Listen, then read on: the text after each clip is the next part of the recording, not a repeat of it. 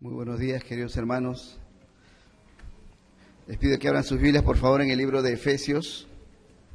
Vamos a dar lectura en el libro de Efesios, capítulo 2, del versículo 4 al versículo 10. Y el tema de esta mañana, la grandeza de nuestra vida con Cristo. La grandeza de nuestra vida con Cristo. Dice así, Efesios 2, del verso 4 al verso 10. Pero Dios, que es rico en misericordia, por su gran amor con que nos amó, aun estando nosotros muertos en pecados, nos dio vida juntamente con Cristo. Por gracia son salvos, y juntamente con Él nos resucitó, y asimismo nos hizo sentar en los lugares celestiales con Cristo Jesús, para mostrar en los siglos venideros las abundantes riquezas de su gracia en su bondad para con nosotros en Cristo Jesús. Porque por gracia son salvos por medio de la fe, y esto no de ustedes, pues es don de Dios, no por obras para que nadie se gloríe, porque somos hechura suya, creados en Cristo Jesús, para buenas obras, las cuales Dios preparó de antemano para que anduviésemos en ellas. Amén. Es el relato de Efesios 2 del 4 al 10. Hemos estado viendo las semanas anteriores los primeros versículos hasta el versículo 6 y que nos sirven también como una introducción para el tema de esta mañana, para lo que vamos a mencionar en esta mañana. Es decir, hermanos, cuando leemos el relato, los relatos previos, podemos ver cómo las Escrituras nos dicen de manera vívida el cambio de vida que ha habido en nosotros. Es un cambio radical. Realmente hay una grande y enorme diferencia en cómo hemos estado antes de conocer a Cristo a lo que ahora somos en Jesucristo. Y lo que nosotros hemos recibido, hermanos, lo que nosotros hemos recibido en Cristo Jesús ha sido realmente una bendición. Y todo lo que hemos experimentado, lo que hemos recibido, hermanos, ha sido por una muestra del amor y de la gracia de nuestro Señor. Entonces, cuando nosotros recordamos nuestro pasado, nosotros pensamos, siendo nosotros pecadores, hemos estado envueltos, hermanos, en tantos problemas, sufrimientos, crisis, conflicto. En algunos la soledad los mata, en otros la vida familiar los mata, la vida económica los mata, diferentes situaciones van destruyendo la vida, pero sin saber por qué pasaba esto, buscando una solución a nuestros problemas, hermanos, nosotros ni nos imaginábamos que todo era porque llevábamos un bulto, una carga, un volquete de pecados. Era nuestra condición de pecadores que producía en nosotros una vida de pecado, y una vida de pecado, de todas maneras, es una vida que produce problemas, crisis, conflicto, dolor, frustración y decepción. Así hemos vivido todos nosotros en mayor o menor grado. Y mientras una persona ha estado más envuelta en el pecado, más desdichada su vida. Quizás al principio no. Mucha gente se entrega al pecado y al principio, caramba, le parece que la vida le va bien, la vida le sonríe. Como dice Salomón en el libro de los Proverbios, ¿no? Hay camino que al hombre le parece derecho, pero su fin es muerte. Entonces el pecador en un principio piensa que vivir pecando, vivir en contra de la ley de Dios, vivir al margen de la ley de Dios, caramba, es una vida normal. O sea, tú vives así, no pasa nada. Al principio parece bien, pero poco a poco Dios, que es justo, en su momento va mostrando y dando señales de su justicia, que aborrece el pecado y que de ninguna manera Dios dará por inocente al culpable. Y Dios comienza a desatar señales de su juicio, señales de su ira, y vienen los problemas, viene el sufrimiento, vienen esos momentos tan caóticos en la vida que hasta el ser humano quiere ya quitarse la vida, porque mi vida no tiene sentido. ¿Para qué existir? ¿Para qué vivir así? Cuando uno comparte el Evangelio con una persona y abre su corazón, uno ve esto. La gente normalmente no lo dice, pero lo que está viviendo, hermanos, es un calvario. Lo que la gente vive sin Cristo es horrorosamente triste, hermanos. Una vida en la que uno se siente acuchillado, dice, pero ¿por qué me va mal la vida? ¿Por qué es así la vida? ¿Por qué? La vida espiritual es la que determina la vida material. El mundo espiritual es lo que determina cómo me va en la vida natural, en el mundo natural. Y en una situación así en la que tú y yo hemos vivido, no había absolutamente ni una esperanza para nosotros, desde nosotros, para salir del problema. No había posibilidad a vencer la crisis, el sufrimiento, el dolor y todo lo que eso significa. Las preguntas fuertes del corazón no podían tener respuesta en nuestro propio cerebro. No había nada en nosotros mismos que nos pueda dar esperanza. Pero la Biblia dice que en Cristo Jesús irrumpió en nuestra vida. Y porque Cristo Jesús vino en nuestra vida, ahora mi vida tiene sentido, una nueva vida. Aleluya. Ese es el cambio radical que Dios empezó en nosotros a través de su Hijo Jesucristo. Es lo que Cristo ha hecho en nosotros. Una vez que tenemos a Cristo, tenemos una nueva vida. Somos salvos. He empezado en nosotros una experiencia nueva, una nueva etapa. Es tan diferente la etapa en Cristo, que podemos decir que yo realmente ahora estoy vivo y lo que antes experimenté, era muerte. Yo estaba muerto. En esos términos, la Biblia lo muestra. Y en el relato que hemos leído inicialmente, pueden ver, hermanos, qué es lo que Dios hizo en nosotros y cómo lo hizo. Dice el relato, fue Dios con su misericordia, con su inmenso amor, nos dio vida, lo he resaltado en rojo, nos resucitó, nos hizo sentar en los lugares celestiales. Aleluya. Miren lo que Dios va haciendo esto. Muestra su amor, su misericordia, su gran bondad, su gracia. Y en base a eso, ¿qué hizo entonces? Nos dio vida, nos resucitó. Aleluya. Y nos hizo sentar en los lugares celestiales, como si estuviésemos ya en el cielo actualmente. Ese es el obrar precioso de Dios en nuestra vida. Pero quiero que vean esto que también he remarcado, pero con azul. Hermanos, todo esto que Dios hizo, solo lo hizo a través de Jesucristo. En el verso 5 dice, juntamente con Cristo. En el versículo 6 dice, y juntamente con Él, con Cristo. Y al final dice, en los lugares celestiales, con Cristo Jesús. Luego dice, en los siguientes versículos, verso 7, al final, dice, en su bondad para con nosotros, en Cristo Jesús. El versículo 9 dice, somos hechura suya creados en Cristo Jesús. Y nos bombardea en esos versículos 5 veces Pablo menciona, todo cuanto Dios ha hecho en ti, lo ha hecho solamente en Jesucristo.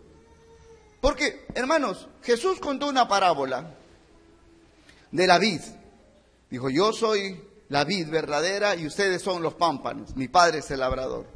Dice, si ustedes permanecen a mí y yo en ustedes, darán mucho fruto. Mucho fruto.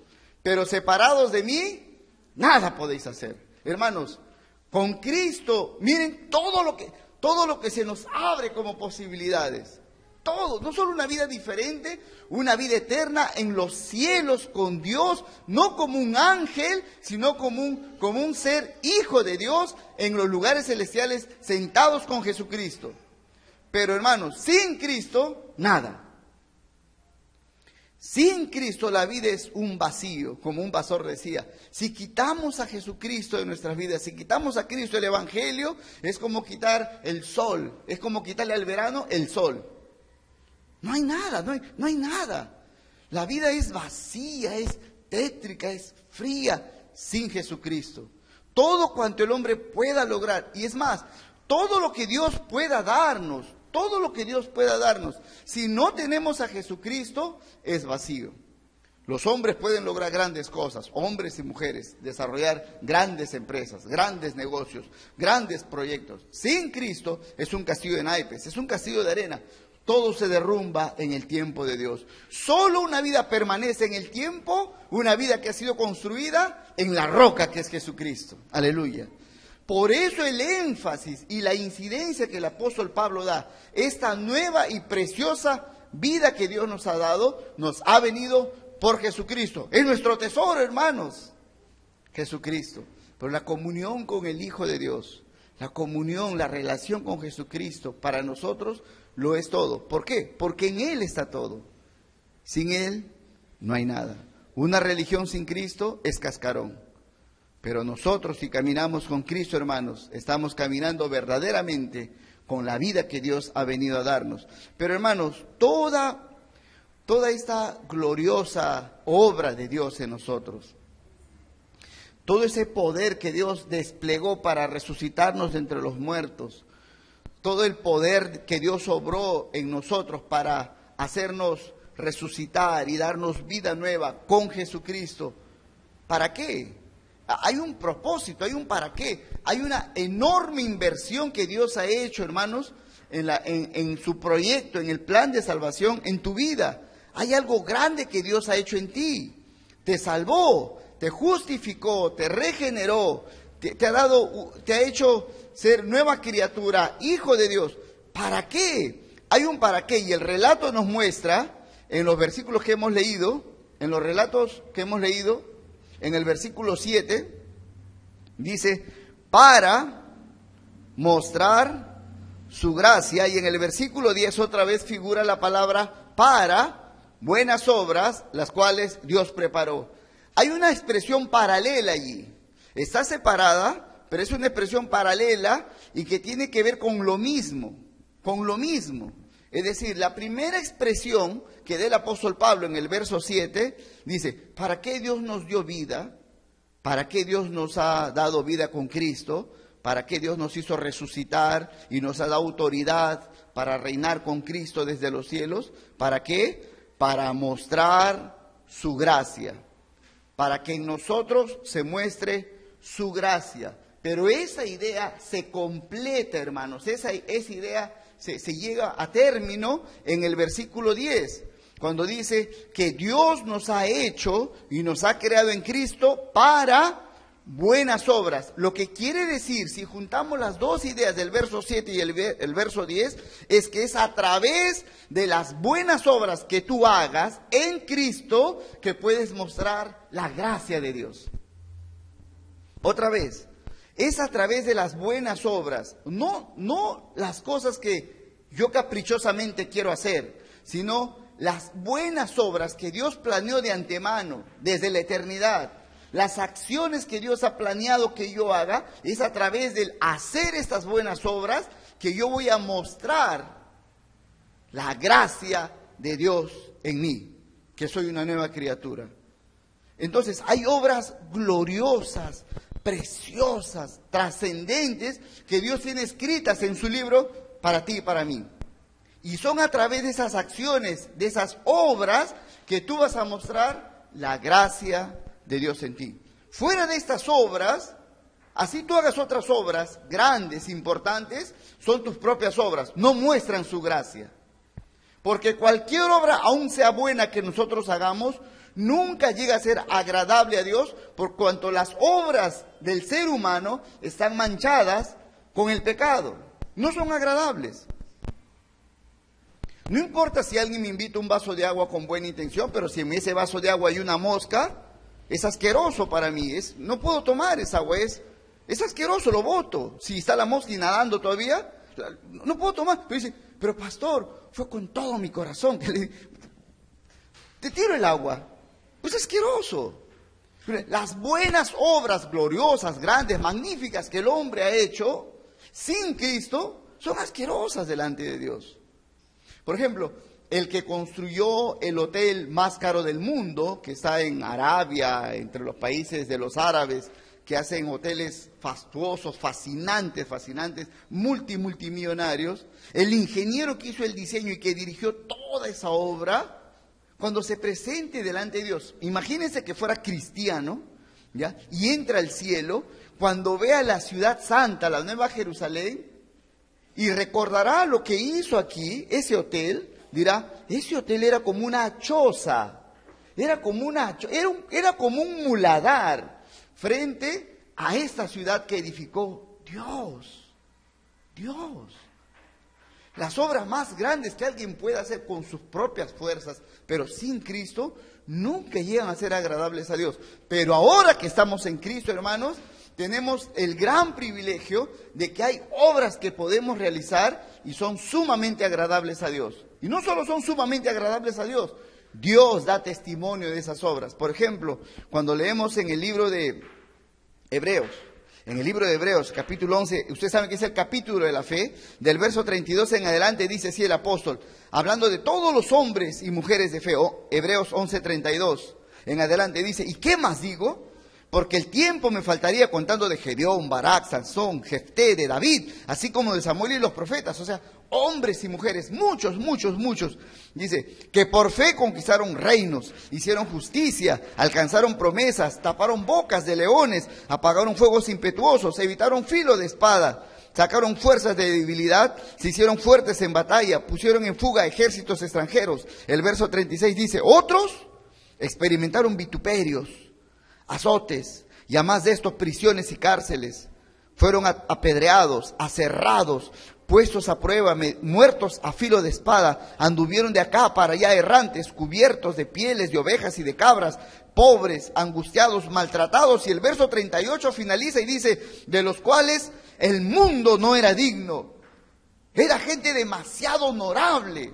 Unos hicieron cosas espectaculares como Daniel, como Samuel, como David que mató al gigante Goliat, como los 3 muchachos que entraron al horno de fuego, no temiendo al fuego ni a nada, estaban dispuestos a morir por la gloria de Dios y no adorar un ídolo. Pero otros mostraron el poder de Dios en grandes obras. ¿Cómo? Los apedrearon y aceptaron ser apedreados, como Esteban. Otros, dice, fueron aserrados por causa del evangelio. Este fue Isaías.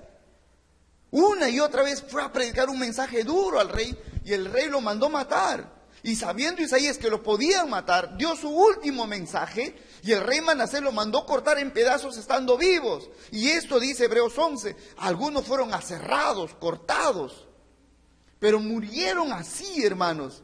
¿Cómo pudieron aceptar la muerte? ¿Cómo fueron a esto si sabían que los iban a matar? Por el poder de Dios, son grandes obras.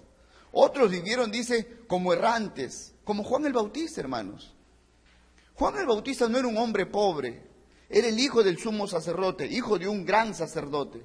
Un sacerdote normalmente no era pobre, no era rico tampoco, pero era solventado por el pueblo de Israel, con los diezmos y las ofrendas.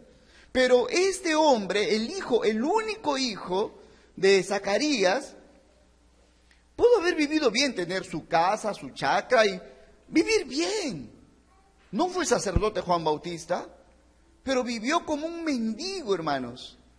Hasta podían decir el que se viste de esta manera, porque parece que solo tenía un traje.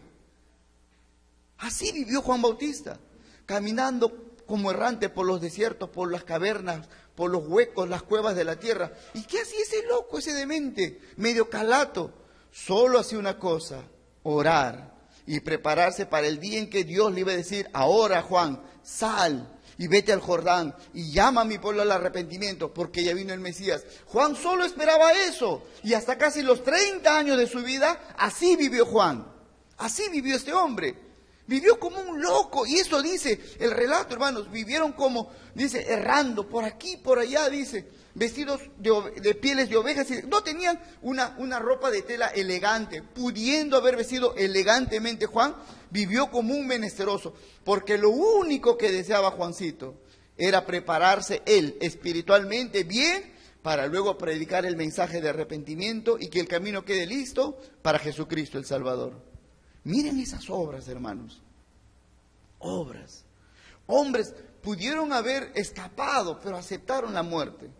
Pudieron haber sido ricos, aceptaron ser pobres por causa de algo más glorioso. Esas son las buenas obras que se menciona en el libro de Hebreos capítulo 11. Entonces, hermanos, ¿para qué, hermanos? ¿Para qué Dios nos ha dado vida nueva? ¿Para simplemente ser felices? Hermanos, para ser felices podemos morir e irnos al cielo y seríamos totalmente felices. ¿Para qué? Tenemos que pensar, y los que tienen, por decir así, según el sentido común, más posibilidad de vida, o sea, los que son más jóvenes, los más adolescentes, los niños, ¿no? Los que todavía probablemente van a vivir más, tienen que pensar para qué Dios nos ha dado vida nueva. Pero aún los que somos adultos y los que ya estamos, ya estamos, ¿no?, en el tiempo de descuento, ya los que ya nos falta poco, ya, no aquellos que los parientes ya están haciendo los trámites y todo lo demás, ya aún los que ya estamos bastante mayores, el poco tiempo que me queda, ¿para qué es ese tiempo? Es para hacer obras gloriosas, y esas obras son para mostrar la gracia de Dios obrando en nosotros. Muchas clases de obras podemos ver en la Biblia y encontrar los referentes. Y quiero mencionar lo más rápido posible 4 tipos de obras, hermanos, 4 tipos de obras que muestran la gloria de Dios, la gloria de la gracia de Dios en nosotros. Obras de santidad y de piedad, obras en la crianza de los hijos, obras de generosidad y obras de evangelización. Hablando de las obras de santidad y piedad, hermanos, de verdad, encontrar un hombre o una mujer que es santo y que es santa es muy difícil. Es muy difícil.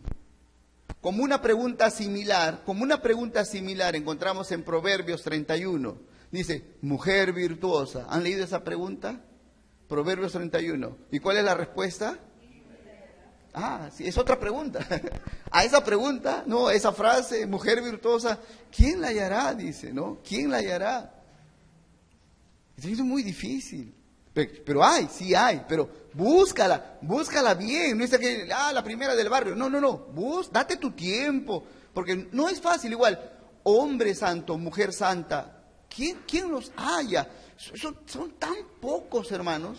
Pero cuando encuentras uno o encuentras una, de verdad, en la multitud tú ves un destello de gloria. Sale de ellos gloria, es la gloria de una vida santa. Una vida santa. Y se nota, hermano, se nota una vida santa. En la Biblia, por ejemplo, dice la Biblia acerca de Daniel, cuando era muchacho, siendo llevado a Babilonia, siendo muchacho, casi como un esclavo, probablemente lo habrían castrado a Daniel, es muy probable, pero humillado, encadenado, llevado como esclavo, con cerca de 6,000 a 10,000 judíos en el cautiverio, llevados como esclavos, unos para hacer comida de animales en el reino de Babilonia. Pero la Biblia dice, en Daniel 1:8, dice que Daniel propuso en su corazón no contaminarse, ni con la comida del rey, ni con el vino del rey. Lo que significa, yo nunca me voy a mezclar con el estilo de vida de los babilonios. Nunca. Y hermanos, nunca lo hizo. Nunca lo hizo. Nunca. Y la Biblia muestra al final de sus días, hermanos, que los enemigos de Daniel buscaban algo malo de qué calumniarlo, de qué acusarlo, alguna tacha. No había tacha alguna en él, ni un vicio había a los 90 años. Desde que muchacho decidió eso, hasta los 90 años, nunca le encontraron un vicio, una tacha a Daniel. Se mantuvo fiel. Lo propuso en su corazón, yo nunca voy a quebrantar la ley de mi Dios. Si me matan, moriré. Y en una ocasión, hermanos, dio un destello de gloria, una luz resplandeciente salió de él, para mostrar qué tan significativo era para Daniel orar. Cuando dieron un edicto, dijeron, Daniel, si oras en el plazo de un mes, te llevamos al foso de los leones. ¿Y qué hizo Daniel, hermanos? Cuando se enteró de esa ley, y él sabía que se estaba armando esa ley, cuando salió ese edicto que no se podía revocar, Daniel fue a su cuarto, abrió las ventanas y, como solía hacerlo siempre, oró a Dios 3 veces al día. Y sabía que lo iban a matar de una manera horrible, lo iban a llevar al hueco donde estaban los leones, hambrientos los leones. Y Daniel entró al foso de los leones, prefirió eso. Y en todo su caminar, ustedes pueden imaginarse en todo su caminar, hermanos, quizás los que lo conocerían, pero ¿por qué? ¿Por qué ese viejito, ese anciano, los van a llevar, los van a matar de esa manera? ¿Por qué? ¿Qué ha hecho? ¿Cuál ha sido su delito? ¿Es un violador? ¿Qué ha hecho? ¿Quiso matar al rey? ¿Conspiró contra el rey? ¿Qué ha hecho ese viejito para que lo maten de una manera tan horrible? ¿Cuál era, hermanos? La causa. ¿Cuál es la causa por la que van a ejecutar a ese viejito Daniel de 90 años? ¿Cuál es el argumento? ¿Por qué? Porque oró a su Dios. Es la gloria de Dios en ese anciano, hermanos. Es la gloria de... Hubiéramos querido ver el rostro de Daniel, hermanos. ¿Qué? Porque oró a su Dios, ¿lo van a matar? Oye, pero ¿por qué no dejaste de orar? Es que él entendió lo que es la oración, hermanos. Por eso no podía dejar de orar. Esa es una buena obra. y oró para que Dios restaure a Israel, y Dios contestó su oración, y Dios restauró a Israel, y se vinieron después del cautiverio. Gloria a Dios. Su oración fue una de las cosas que ayudó al avivamiento y la restauración del pueblo de Israel. Pero también vemos otro caso, hermanos, otra obra grande de santidad, de piedad, que hasta es escandalosa. Y yo sé que aún quizás a veces los compañeros o amigos de estos hombres a veces tratan de desanimarlos. Y ese es el caso de Mardoqueo. En el libro de Esther se narra la vida de Mardoqueo, un hombre ya mayor, adulto, pero la Biblia dice que este hombre era un hombre piadoso, pero realmente piadoso. Y la Biblia dice que hubo un hombre elegido como visir, primer ministro del rey Asuero, que se llamaba Amán, y era perverso este tipo, pero perverso. Y se había dado una orden para que todo aquel que pasaba adelante, cuando Amán pasaba, todos tenían que arrodillarse. Eso estaba establecido como una ley. Y Amán, que era un perverso y que se creía a Dios, entonces caramba, pasaba y la gente se arrodillaba de miedo, y el que se oponía, el que no se hincaba ahí, el que no se arrodillaba, lo mandaba a matar como si fuera un animal. Era un ser casi todopoderoso. Pero cuando se cruzó con Mardoqueo, Mardoqueo no se arrodilló, hermanos.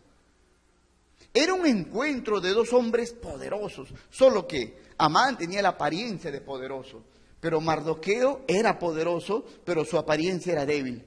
Hermanos, era un hombre que venía del cautiverio, era como un esclavo, pero interiormente era poderosísimo, inquebrantable. Y una y otra vez sus amigos le decían, pero Mardoqueo, ¿por qué no te arrodillas delante de Amán? Y él les dijo la razón. ¿Por qué no lo hace? Porque él es judío, es decir, los judíos solo nos arrodillamos delante de Dios. Pero Mardoqueo, te pueden matar, muera yo.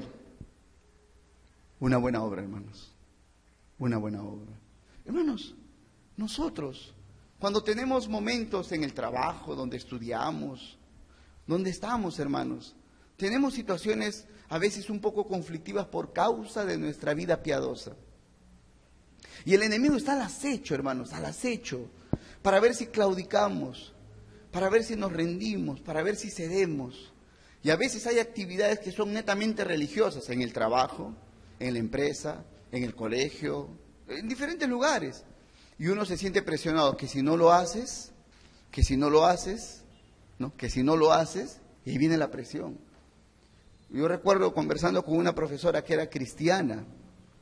Dice, yo trabajo en un colegio católico. Cada vez que es temporada, por ejemplo, de Santa Rosa de Lima o octubre, ¿no? El Señor de los Milagros, o aniversario del distrito o aniversario del colegio, entonces en el colegio todos los profesores y todos los alumnos adornan las aulas, adornan los salones con motivo religioso, ¿no? De la fecha, y los profesores tenemos que ponernos nuestro símbolo de la religión católica, y tenemos que cargar incluso hay unas andas, ¿no? Algo pequeño, pero es del colegio, y salimos a pasear por el barrio y todo lo demás. Y yo le digo, ¿y tú hacías eso? Sí, pastor. ¿Por qué? Le digo, porque me iban a votar. No tengo más que decirles del diálogo con ella que tuve, ¿no? Pero pueden verlo, hermanos, esto es una realidad. Miren, a Mardoqueo no le iban a botar el trabajo, lo iban a matar, hermanos, lo iban a matar. Y Amán construyó una horca de más o menos 25 metros. ¿Por qué tan alto? Una horca de 3 metros, 5 metros es suficiente. ¿Saben por qué hizo una horca? O sea, hizo un palo enorme de 25 metros, era para que todo el mundo vea que el que no se arrodilla a adorarme, yo lo mato. Es el perverso Amán, es representante del diablo. Pero Mardoqueo estuvo dispuesto a que lo cuelguen, o lo corten, o lo quemen. No importa, pero nunca voy a adorar a alguien que no es Dios. Nunca voy a ceder. Esas son obras preciosas, hermanos, preciosas. Y están registradas en la Escritura. Y por la eternidad nosotros recordaremos esas obras. Y son las obras no para glorificar. Vamos a darle honra hacia Mardoqueo, pero la gloria y la alabanza plenas a Dios que obró en Mardoqueo. Y tú y yo podemos experimentar esto, hermanos. Pasamos experiencias así, en las que nuestra piedad está en conflicto con la circunstancia. Nuestra vida de oración a veces, hermanos, a veces tenemos un horario tan esquematizado, Y nos falta tiempo para todo, y entonces como nos falta tiempo para todo, lo que quitamos de la agenda y del horario es la oración. Porque eso lo puedo hacer mañana o cualquier momento. Pero no es lo que puedes hacer mañana o cualquier momento. Es lo que tú necesitas hacer todos los días de tu vida. Orar, orar. Y la oración no es la actividad del ocioso que no tiene nada que hacer. Ocioso no ora tampoco. La oración es la vida del creyente. La vida piadosa y la vida santa es la vida del verdadero creyente. Y esa es una de las obras que nosotros podemos realizar, buenas obras con el poder de Dios. Pero también tenemos otras muy importantes, y esas van en relación a la crianza de los hijos. Este es otro tipo de obras gloriosas por el cual hombres y mujeres, hermanos, serán recordados, hermanos, no solo aquí, sino serán honrados en la eternidad. Dios va a permitir eso. Es decir, ¿cómo has criado a tus hijos? ¿Cómo?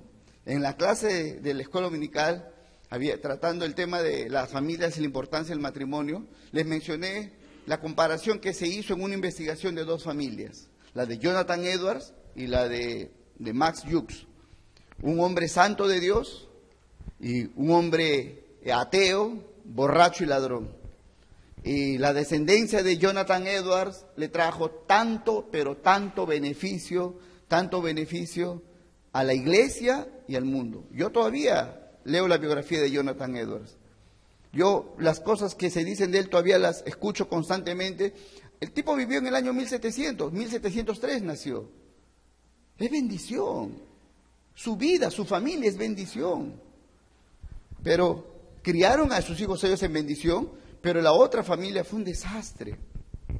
Hermanos, ¿cómo nosotros criamos a nuestros hijos? Los padres tenemos muchas tareas que realizar. Hombre y mujer, papá y mamá, tenemos muchas responsabilidades. No solo una, tenemos varias responsabilidades. El papá tiene responsabilidad, por ejemplo, de cuidar a su esposa. Esa es una responsabilidad muy importante. Otra responsabilidad muy importante es su vida profesional, su vida laboral, por el cual trae sustento al hogar. También una responsabilidad muy grande del esposo cristiano tiene que ver con su servicio en la iglesia. No puede poner ninguna excusa para decir no puedo ir a la iglesia, o no puedo atender a mi esposa, o estoy sirviendo tanto a la iglesia y cuido tanto a mi esposa que abandono mi trabajo. No, la sabiduría de Dios nos permite ordenar las cosas correctamente, dándole la importancia que debe cada cosa, pero una de las tareas muy importantes del esposo cristiano y del padre cristiano es cómo crías a sus hijos. Eso es algo que ineludiblemente Dios lo va a demandar de todo hombre cristiano que tiene hijos.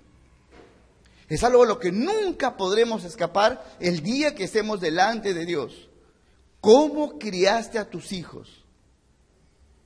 Ahora, también la madre, la esposa cristiana, tiene muchas cosas que hacer y muchas responsabilidades. Una responsabilidad es atender a su esposo. No importa si es feo, malo, gritón, si duerme todo el día, no interesa. Es el hombre con que te casaste, tu responsabilidad, parte de tu responsabilidad es atender a tu esposo. Si te es difícil, entonces tienes que pedirle a Dios que te llene de su Espíritu Santo para que hagas, porque solo con un milagro en tu corazón puedes atender correctamente al esposo, al marido. ¿Pero es todo lo que tiene que hacer la esposa? No, también tiene responsabilidad en la iglesia. La esposa y la madre cristiana tiene responsabilidad en la iglesia. En la iglesia también tiene que darse su tiempo para las actividades propias de la iglesia, para enseñar a otras mujeres las cosas de Dios. No es sabio que los varones de la iglesia o que el pastor de la iglesia, no es lo mejor y no es lo ideal que el pastor o los varones atendamos a las mujeres que vienen pidiendo consulta o consejería y ayuda pastoral. No es lo sabio. ¿Qué es lo ideal? ¿Qué es lo mejor? Para que cuando venga una mujer, cual sea su edad, pidiendo ayuda, esté en conflicto y crisis, que la ayuden y la asistan las mujeres sabias de la iglesia. Eso es lo ideal y eso es lo mejor. Por eso las esposas cristianas, las mujeres cristianas, deben de venir a la iglesia para aprender la palabra del Señor, para su propia vida, pero también para poder atender a otras mujeres que no conocen las cosas del Señor. Amén. Eso es una responsabilidad muy importante. Pero aquí viene una muy importante. Es la crianza de sus hijos. Una mujer cristiana necesariamente debe organizar su tiempo para cumplir diferentes responsabilidades, pero también debe necesariamente ordenar su tiempo para atender y criar a sus hijos. Criar a sus hijos no es lavarles la ropa. Criar a sus hijos no es dejarles la comida lista en el horno. Criarles a sus hijos no es pagar a una persona para que atienda a los hijos. Eso no es criar a los hijos. La palabra crianza siempre en la Biblia ha estado ligada a la palabra instrucción. Siempre. Y cuando vemos la vida de hombres honorables en la Biblia y vemos quién está detrás de ello, está papá y mamá, que guardaron esas vidas en instrucción. Y el fruto son vidas honorables. Aleluya. Una gran obra. Que un hombre y una mujer cristianos pasen tiempo instruyendo a sus hijos en el camino del Señor, hermanos, esto es grande bendición. Esto es bendición enorme. Miren, hermanos, hay una tendencia que golpea fuertemente, pero fuertemente los hogares cristianos. Y esa tendencia tiene este pensamiento, es un pensamiento materialista. Es decir, yo quiero que mi hijo sea próspero. ¿Quién quiere que su hijo sea pobre? Yo no quiero que mis hijos sean pobres. Yo quiero que mi hijo sea alguien. Pero ¿quién quiere que mi hijo sea un don nadie? Yo no quiero que mis hijos sean nadie. Parecería que estuvieran diciendo algo correcto. No, es que es lógico. Yo no quiero que mis hijos sean mendigos ni vagabundos. Un cristiano no desea eso para sus hijos. Pero esa tendencia comienza con ese pensamiento, como que se asume que los cristianos deseamos que nuestros hijos sean donadies, analfabetos, ignorantes, que sea un limosnero por ahí. Es decir, este pensamiento comienza a resquebrajar el fundamento de la Escritura, diciendo, nosotros no queremos que nuestros hijos sean cualquier cosa. Yo quiero que mi hijo sea alguien que triunfe en la vida. Pero por supuesto, ¿quién no quiere eso para sus hijos? Dios nunca ha negado ese deseo. Es más, ese deseo viene del mismo Dios, que quiere que sus hijos sean personas de bien, que logren grandes cosas. Pero ¿dónde termina y dónde concluye ese pensamiento malévolo? Es decir, yo quiero que mi hijo sea un hombre de bien, que triunfe y que tenga éxito en la vida. Por tanto, ahí está el asunto, por tanto, le voy a dar mucho de esto, pero en ese mucho de esto no está Dios. En eso mucho de esto no tiene que ver la vida piadosa. Esta es la conclusión mentirosa y errónea de todo de esta corriente que trata de destruir los hogares cristianos y la mentalidad de los padres que somos cristianos. Todos nosotros, si deseamos lo mejor para nuestros hijos, estamos bien. Dios dice del cielo, amén, yo te apoyo. La pregunta es, ¿qué es el bien? ¿Qué es lo mejor? ¿Qué significa yo quiero que mi hijo sea alguien? ¿Qué significa para ti, según la Biblia, ser alguien? ¿Qué significa? Y puedes leer la Escritura, hermanos, de tapa a tapa, y vas a encontrar muchos ejemplos, pero muchos ejemplos, de cómo los padres criaron a sus hijos. Por ejemplo, hermanos, miren, José fue instruido por Jacob, probablemente por Raquel también. Raquel murió cuando José era adolescente.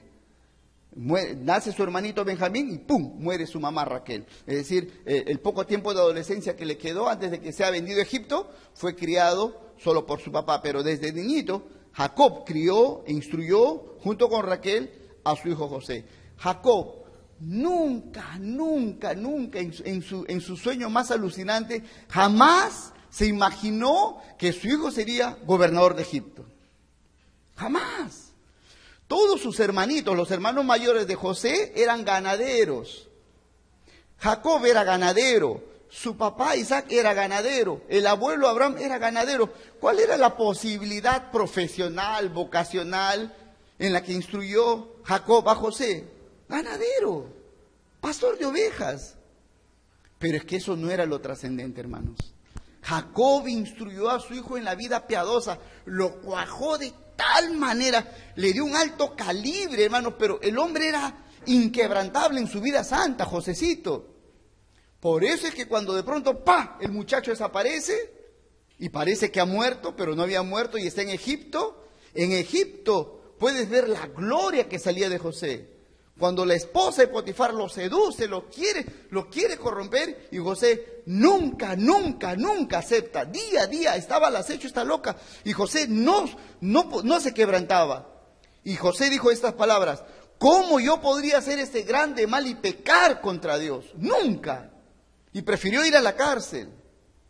Su vida santa, hermanos, producto de la crianza correcta de sus padres. ¿Dónde termina José, hermanos? En la cárcel, sí, pero ahí no termina toda su vida. Termina como gobernante de un imperio.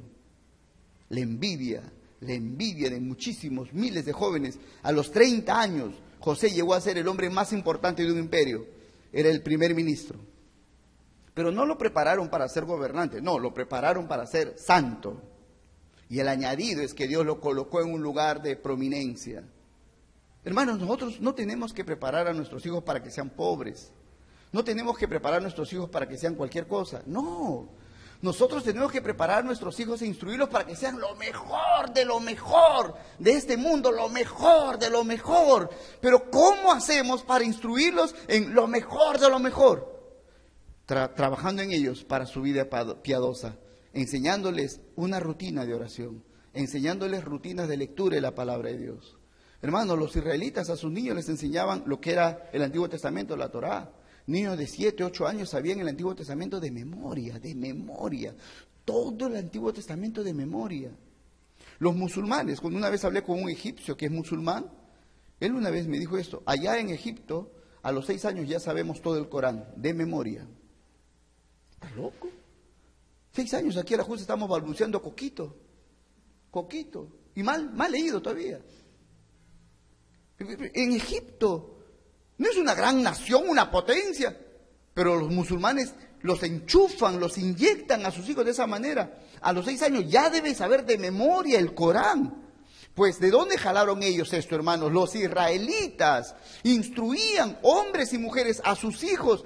¿Cuántas horas tenían que pasar para aprenderse a los 7, 8 años el Antiguo Testamento de memoria? ¿Puedes imaginarte? ¿Acaso era media hora de lectura de la Biblia? Nunca, jamás, hermanos. Eso era una burla para los judíos.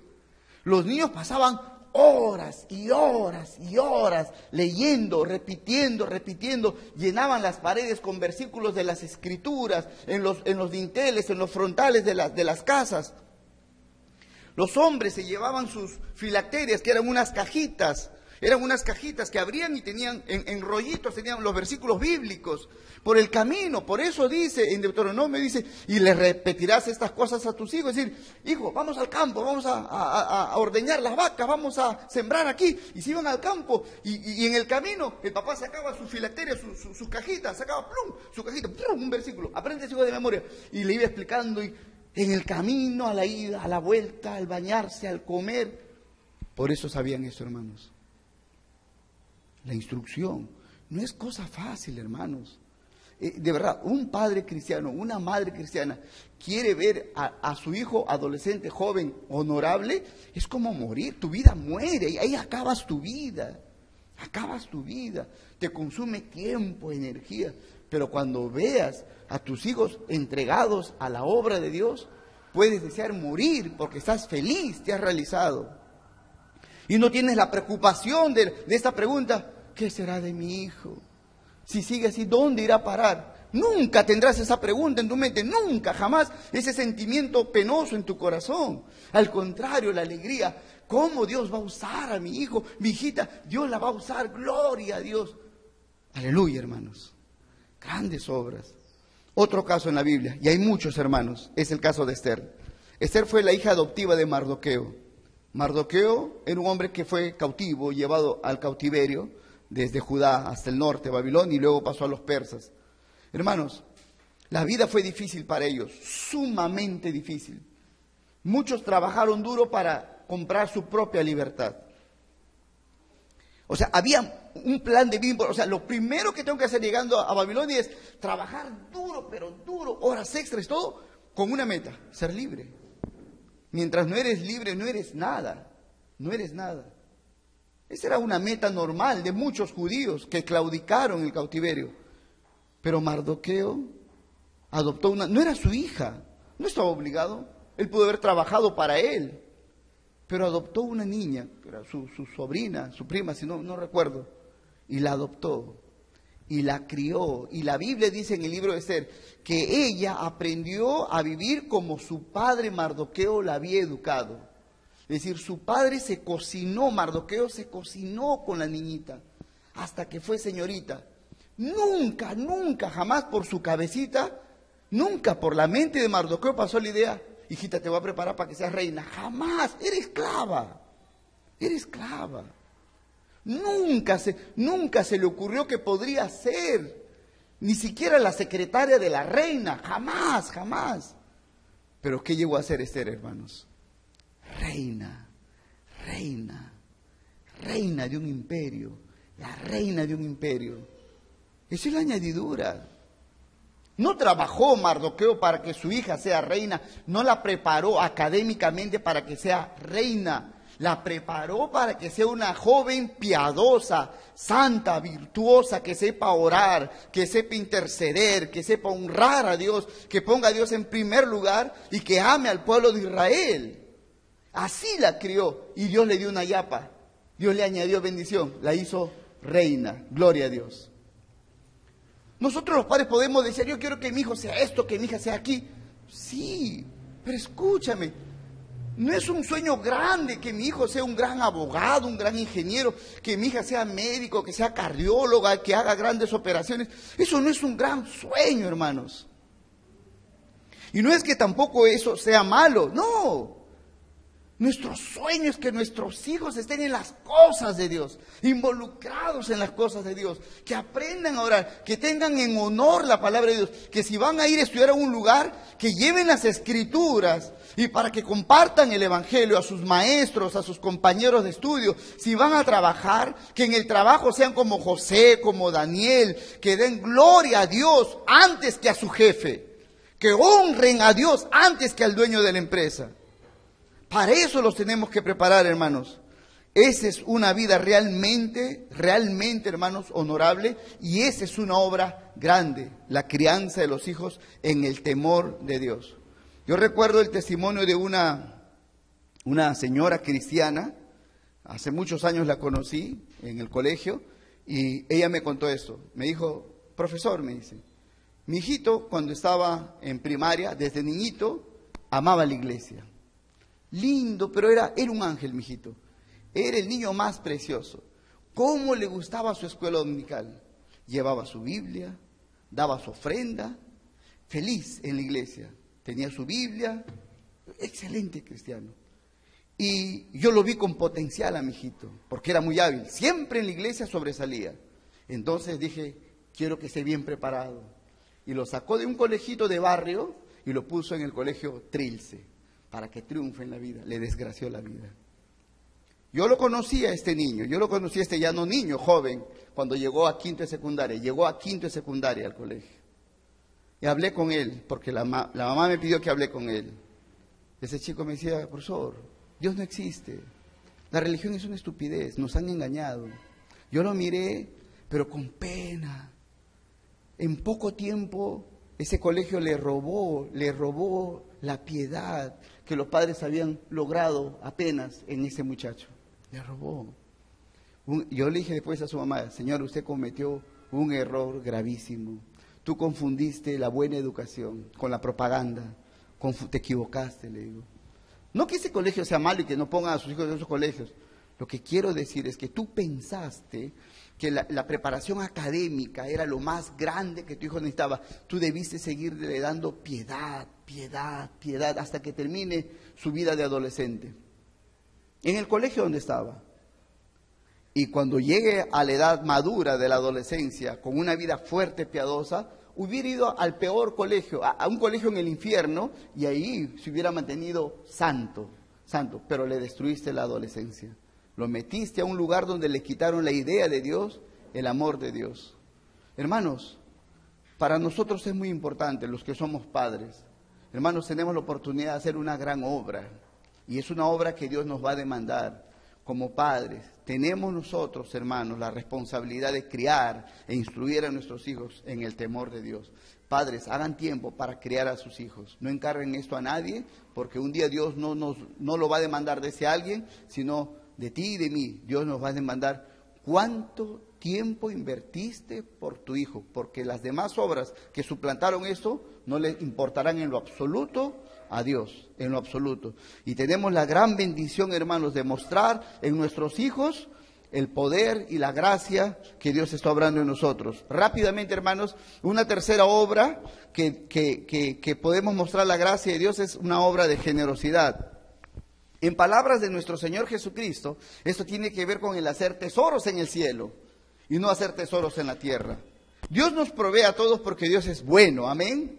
Dios suple nuestras necesidades, Dios nos da para alimento, para ropa, para salir por aquí, por allá, para ciertos deleites y disfrutes, y todo eso viene de parte de nuestro Dios. Pero el uso que Dios nos ha enseñado en las Escrituras de lo que Dios nos da, de los bienes materiales, hermanos, el uso correcto conforme está en las Escrituras, tenemos que aplicarlo a nuestro corazón.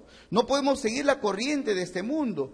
¿Cómo debemos de actuar nosotros frente a lo que el Señor nos da, frente a los bienes que Dios nos da, sea poco o sea mucho? Nuestras obras de generosidad muestran el amor que le tenemos a Dios que nos ha bendecido, la gratitud que le tenemos a Dios para dar a Él lo que le corresponde y también para servir a la iglesia y también para servir al prójimo. Pablo dice, por ejemplo, en una de las escrituras, en 2 Corintios, dice: yo con el mayor placer gastaré lo mío, dice Pablo. Yo con el mayor placer, 2 Corintios 12:15, con el mayor placer gastaré lo mío y aún yo mismo me gastaré. Y está hablando de predicar el Evangelio. Dice, es un placer gastar de lo mío y aún mi propio cuerpo. Y efectivamente Pablo gastó no solo su dinero, sino gastó su propia salud. Todo se desgastó por causa del Evangelio. Esa es una forma de generosidad. Cuando ustedes, por ejemplo, recuerdan la Escritura, el caso de una mujer que derramó un perfume carísimo, un frasco de alabastro de nardo puro, y lo derramó y ungió los pies y los cabellos del Señor Jesucristo. Según la Biblia, lo que costó ese perfume era el salario de un mes. Todo el sueldo de un año. Era el salario que se había juntado, los ahorros de un año de esta mujer. Y cuando ella hizo esto, ustedes conocen la historia, Judas dijo, ¿Cómo es posible hacer este gasto? Que con esto no sé cuántas cosas hubiéramos hecho y los pobres regalar a los niños para Navidad. Y entonces Jesús dijo, déjenle en paz. Dejen en paz a esta mujer por lo que ha hecho, porque lo que ésta ha hecho es una buena obra, dice. Y en todo lugar donde se predique este evangelio, se contará lo que esta mujer ha hecho. Es una obra buena, hermanos, una gran buena obra. ¿Cómo pudiste haber hecho eso? Dios había trabajado en esa mujer. Estaba tan agradecida de que Dios la había perdonado y salvado, que mostró en ese acto de generosidad la gracia de Dios. Cualquiera no hace eso. Cualquiera no renuncia a todo lo que juntaste un año. No, así nomás, no. Tenemos el otro caso de esa mujer viuda que llegó a la zona donde está el altar en el templo, y cuando todas las personas daban sus ofrendas, Jesús estaba cerca del altar, el cofre de las ofrendas, y la mujer echó, dice, 2 moneditas, ¿recuerdan el relato? Y Jesús dijo, todos han dado de lo que les sobra, y seguramente mucho más de lo que ella ha dado. Dice, pero ella ha dado más que todos, porque ella dio todo lo que tenía, aún su sustento. Y Jesús alabó esto, y 2000 años, y seguimos hablando de esto, de esa mujer, porque esa obra fue buena, esa obra fue agradable a Dios, porque le dio a Dios lo que le correspondía. Entonces, hermanos, es muy importante para nosotros también entender. Nos diferenciamos también en eso del mundo. El mundo busca hacer tesoros en la tierra, asegurar acá, porque no confían en Dios, por eso tienen que asegurar acá. Tienen que asegurar sus ganancias, poner la plata debajo del colchón, en el banco, y que nadie les quite, y aman y duermen y sueñan pensando en esto. Esos son los del mundo, los que no conocen y no confían en el Señor, sino confían en sus riquezas. Pero nosotros nos diferenciamos en ellos, que aunque podemos tener poco o mucho, no abrazamos esto como lo más grande, tampoco es nuestra riqueza esto, sino Dios. Y el dinero tiene un propósito y tiene un fin. Entonces nos diferenciamos en estas obras de generosidad que Dios pone en nuestro corazón, porque Dios está en nosotros. Cuando, por ejemplo, recibimos un salario, si yo recibo un salario, vamos a imaginarnos, yo 1,000 soles, entonces, ya, amén, gracias, Padre. Yo quisiera 10,000, pero Dios me da 1,000 soles, amén, ya, de los 1,000, mi diezmo, que es lo que corresponde según las Escrituras, y se lo entrego al Señor en obediencia. Pero también digo, Señor, gracias, porque hay otros que no tienen eso, no tienen nada. Entonces, Señor, de los 900 que me queda, yo quiero darte una ofrenda. Ese es ya mi corazón, mi gratitud, mi cucharón al Señor, mi cariño. Entonces, 20 o 30 o 50 soles, ya eso es, o 200. La ofrenda es voluntaria, es la ofrenda de gratitud a Dios. Pero si recibo 2,000 o recibo 3,000, entonces igual, ¿no es cierto? Entonces, cuando recibía 1,000, daba 100, ahora recibo 2,000, doy 200, ¿no? Si recibo 5,000, oh, gloria a Dios, gracias, papito lindo. Entonces recibo 5,000, doy 500. En el mundo eso es imposible. Por eso nos diferenciamos en eso. Estas obras son obras propias de los hijos de Dios. No, esto de los incrédulos jamás. Pero, ¿qué pasa si de pronto recibes un extra? Que quizás ni siquiera estaba planeado. ¡Pah! O sea, tú ganas normalmente 1,000, 1,500, 2,000, 2,500, 3,000 soles. Eso es lo que normalmente ganas. Y fielmente das tus diezmos, tus ofrendas, y eres generoso en eso. Pero de pronto recibes un extra. Un extra. O sea, no tu salario, no sé, hay un bono por ahí que te sale en el trabajo, un premio, te dice, mire, caramba, te has portado bien estos años de trabajo, qué sé yo, o saliste sorteado, qué sé yo, en el banco, y mira, te vamos a dar $100,000. ¡Wow! $100,000. Que no estaba presupuestado, ni lo había planeado. ¿Y qué hago con los $100,000? ¿Qué hago con los $100,000? Bueno, tú sabes, lo mismo que hacías con los 1,000 soles que recibías, exactamente lo mismo. O igual sería, por ejemplo, mi padre me ha heredado un terreno al sur de Mala, hay un terreno de 2 hectáreas, y está valorizado en $300,000. Entonces, me lo acaban de dar mi papá, ¿no? Entonces tengo el título de propiedad, y yo tengo un comprador, y lo voy a vender a $300,000. ¿Y qué vas a hacer con esa plata? Dios pregunta. Bueno, Señor, he visto en esta zona una linda casita que quiero comprarme, y gracias, Señor, porque cuesta exactamente $300,000. Entonces, Señor, bendíceme para que se pueda hacer bien la venta y pueda hacer bien la compra. Y dice, un momento, pero no te alcanza la plata. No, sí, Señor, sí me alcanza, porque voy a vender el terreno en $300,000 y voy a comprar la casa en $300,000. Dice, estás mal en matemáticas, no te alcanza, porque te queda solo $270,000. Porque de los $300,000 hay $30,000 que no son tuyos, es el diezmo. Pero Señor, ¿cómo voy a dar $30,000 a la iglesia? Es mucho. ¿Y qué vas a hacer tú con $270,000? También es mucho para ti. Porque si das poco cuando yo te doy poco, cuando te doy mucho debes dar mucho. Y allí a veces es probado el corazón. A veces cuando estamos más o menos, decimos, Señor, yo con dolor, porque estoy a las justas, pero te voy a dar. Y ahí, aún ahí a veces algunos, ¡pum!, ni siquiera eso. Pero a veces el corazón está siendo probado, no con lo poco, sino con lo mucho. ¿Cuándo vas a recibir un dinero extra, un fuerte dinero? La pregunta es, ¿cómo has planeado gastar ese dinero? Bueno, ya tengo planeado hacer esto y aquello. Dice, no te voy a bendecir, porque yo no estoy en ese plan. Yo no aparezco. No aparezco yo, no aparece la iglesia, no aparece el reino de Dios. Has sacado la Biblia de tu presupuesto. Y por eso algunos negocios grandes están detenidos. ¿Por qué? Porque Dios dice, yo sé que cuando tú cobres, yo sé a dónde viene ese dinero. Por eso yo lo detengo. Pero uno tiene que entender esto, hermanos. Señor, quiero hacer un negocio grande. ¿Para qué? ¿Qué vas a hacer? Si yo te bendigo, ¿qué vas a hacer? Hermanos, Dios quiere prosperarnos, y la Biblia dice que Dios realmente quiere prosperar a su pueblo. Amado, yo deseo que tú seas prosperado en todas las cosas. Dios quiere prosperarnos. La pregunta es, ¿qué vas a hacer con eso? Es una obra poderosa, es una gran buena obra que cuando Dios te bendice, tú muestres al mundo cómo gastas tu dinero y que para ti lo primero es tu Señor y el Dios que te bendijo, porque todo cuanto tienes, pequeño o grande, viene de la mano de Dios. Amén. Esta es una buena obra en la que nosotros tenemos que entrar también. Dice Salomón en el libro de Proverbios, capítulo 3, verso 9, dice: honra a Jehová con tus bienes y con las primicias de todos tus frutos. De todos tus frutos, no una parte, todo.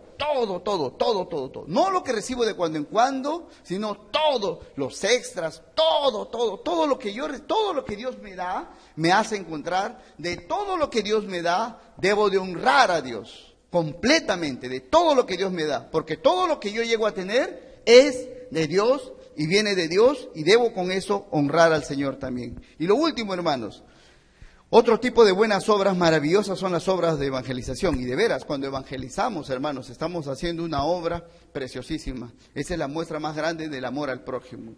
Orar por los no creyentes, trabajar por los no creyentes, buscar al no creyente, buscar, indagar por el no creyente, alcanzar al no creyente con el evangelio y de alguna manera ser instrumento para que ellos conozcan a Jesucristo. Es una gran obra, hermanos. Y de cuando en cuando, hermanos, evangelizar se torna algo imposible. Y por eso llegar a hacerlo es una buena obra en la que se muestra el poder de Dios. Es decir, si puedes llegar a evangelizar a alguien, se puede ver el poder de Dios en tu vida. ¿Por qué? Porque en una cultura en la que vivimos, hermanos, y en este tiempo, el ser humano solo piensa en sí mismo. No hay tiempo para los demás. A la final es que evangeliza el pastor, pero no hay tiempo para evangelizar. No, tenemos tantas cosas que hacer y la gente está a nuestro lado, de todo tipo, pobres, ricos, de todo tipo de gente a nuestro lado, y nosotros tenemos grandes oportunidades de compartir el evangelio, pero enormes oportunidades de compartir el evangelio, y a veces nos centramos más en otras actividades que tenemos que realizar y perdemos de vista las almas que Dios nos ha traído para compartir el evangelio. Por eso en este tiempo, en todo tiempo, pero hay momentos muy especiales, hermanos, donde evangelizar realmente muestra el gran poder de Dios obrando en tu vida. Por ejemplo, en el tiempo de Hudson Taylor, hermanos, él decidió con todo su corazón ir a predicar a la China. Y es casi como un caso extremo, pero es importante contarlo. Pero nadie quería apoyarlo, hermanos, nadie quería apoyarlo, y aún su novia terminó con él. ¿Y para que él se vaya solo a la China a ser pobre? ¿Quiere ser pobre? Vete a ser pobre. Él no quería ser pobre, él solo quería predicar el evangelio a la gente pobre en China y evidentemente terminó pobre. Pero ese fue el pago, el costo de lo que significó llevar el evangelio a los chinos pobres. Hermanos, una gran obra, hasta ahora se le recuerda.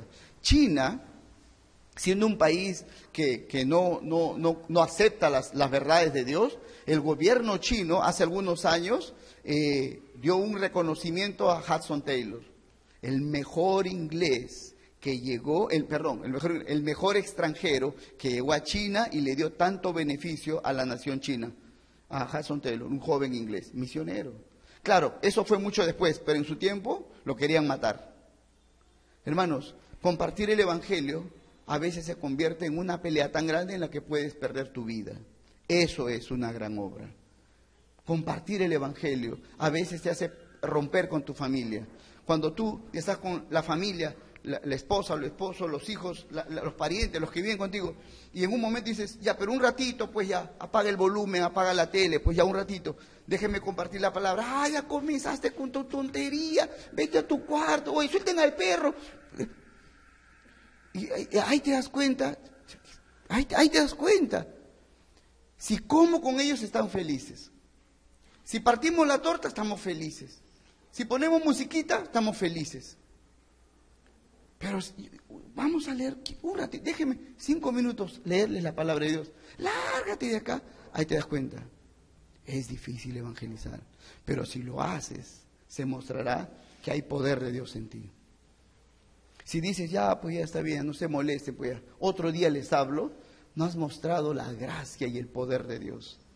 te has arrimado, has claudicado, te has rendido al imperio de las tinieblas en tu casa. O no solo en tu casa, cuando hay una reunión familiar más grande, los primos, los tíos, los abuelos, y cuando es una reunión grande a veces vienen los chacoteros también, ¿no es cierto? Los fregados de la familia, esos que son unos endiablados y saben quién es el cristianito, ese, sáquenlo a bailar, peor se ponen todavía.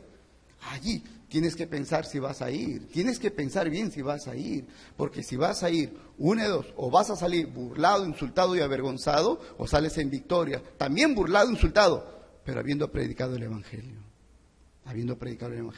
Lo mismo es en la academia, en la universidad, en el instituto, en el trabajo, hermanos. Cada ceremonia, el Día de la Madre, el Día del Padre, el Día del Trabajador, el aniversario de la empresa, el negocio, donde sea, siempre el cóctel, el brindis, el aquí, el allá, y la broma colorada, y el chiste sucio, y todo lo demás. Y tú dices, quiero un momento tomar la palabra, yo soy cristiano. Ah, David, que hoy salí acá. Ahí tú tienes que mostrar, soy cristiano. Y eso es todo para mí. Ahí puedes mostrar el gran poder de Dios. Pero si te arrimas y claudicas, has abandonado la gracia de Dios, has caído, has dejado a Cristo a un lado y le has dado preferencia al hablar de la gente. Por eso, hermanos, evangelizar se convierte realmente en una obra poderosa. ¿Quién no sufre en un momento el conflicto de la vergüenza? Dices, quiero hablar, pero me da vergüenza. Yo paso eso constantemente. Y Dios me ha dado un carácter que es fácil de avergonzarme. Mi timidez rápido. Yo digo, Señor, quisiera ser de esos que hablan hasta dormidos, extrovertidos, hasta solos hablan. Quisiera ser, ¿por qué me has hecho al revés de esto? Y me llamas a predicar, para que lo hagas en el poder de Dios. En el poder de Dios. Aunque no sé hablar, no sé cómo hablar, me subestimo a mí mismo, me bajo yo mismo, pero debo hacerlo. Y cuando lo hago siento el poder, me siento un gigante, el poder de Dios, el poder de Dios. No es cosa pequeña, hermanos, predicar el Evangelio. Por predicar el Evangelio algunos los han matado, por predicar el Evangelio. Un joven, Juan Patton, quiso ir inglés, dijo, voy a ir a predicar a las Nuevas Hébridas, unas islas que están en el Pacífico. Vamos a ir a predicar, ahí vive gente antropófaga, caníbales. Y un anciano de la iglesia dijo, te van a comer los caníbales, le dijeron. No va a decir, vas a ser comido por los caníbales. ¿Saben cuál fue la respuesta de este joven predicador fogoso? Él dijo, amado hermano, un día yo voy a morir y seré comido quizás por los caníbales. Tú también vas a morir y te van a comer los gusanos. ¿Cuál será la diferencia? Si a la final resucitaremos ambos en gloria. Yo comido por caníbales, tú comido por gusanos. Igual es. Hay que ir a predicar el Evangelio. Fue una respuesta asombrosa de este joven Juan Patton. Y no haciendo caso a todo lo que le dijeron en la iglesia, se fue como misionero a los caníbales. A otros se los comieron, pero Dios bendijo su ministerio y toda la isla se convirtió con el ministerio de Juan Patton. Gloria a Dios. No es fácil predicar el Evangelio. Es de valientes predicar el Evangelio. Enfrentas el odio de la gente, la burla de la gente, enfrentas a los brujos, los hechiceros comienzan a maltratar tu vida, comienza la gente a hacerte daño por causa de llevar la luz de Cristo. Pero cuando lo hace se muestra la gloria de Dios, la gracia de Dios. Si no lo puedes hacer, entonces necesitas más de Jesucristo. Si llega el punto que dices, Señor, no puedo hacerlo, entonces busca a Jesucristo. Y esta es una buena oportunidad, hermanos, para que nosotros nos aferremos a Jesucristo, busquemos del Señor, para que Él nos llene de su presencia y de su poder y podamos mostrar su gracia al mundo a través de buenas obras, las obras que Dios preparó para nosotros. Vamos a orar. Santo Padre, Señor bueno, te damos gracias porque tú nos has dado vida eterna y nos has salvado, has hecho un milagro en nuestra vida, Señor, nos has hecho renacer. Padre, en nosotros hay algo totalmente distinto a lo que vivimos sin ti, Señor. Padre, gracias. Señor, llénanos de tu poder día a día. Enséñanos e instrúyenos, Señor. Capacítanos para hacer las grandes obras que preparaste para nosotros. Obras poderosas, obras ejemplares, obras que muestren tu gloria, Señor. Obras que den que hablar a mucha gente. para que mucha gente viendo nuestras obras te glorifiquen a ti, Señor amado. Mi Padre Celestial, úsanos, Señor, como iglesia, úsanos individualmente, usa a los padres, las madres de esta iglesia, úsanos, Padre mío, que todo lo que hagamos glorifique tu santísimo nombre. A ti sea la gloria, Padre. Oramos en el nombre de Jesucristo. Amén. Amén.